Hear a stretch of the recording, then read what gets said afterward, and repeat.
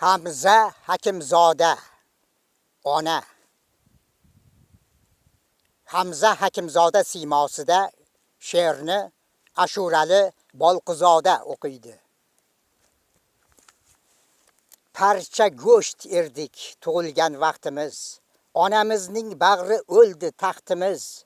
Tutdi emchak shirin uyqudan so'chib, kechalar sovuq beshiklarni quchib.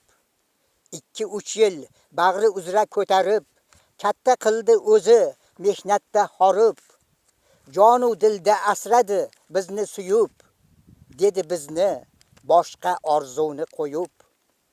Og'risa bir joyimiz yig'lab yurib, har eshikni kezdi doru axtarib. Ya'ni yo'q bizga anodek mehribon, sinaga qalqon, bosh uzra soyabon.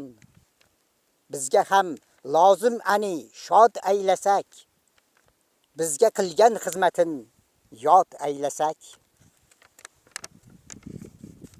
Siz Hamza Hakimzodaning ona she'rini tingladingiz.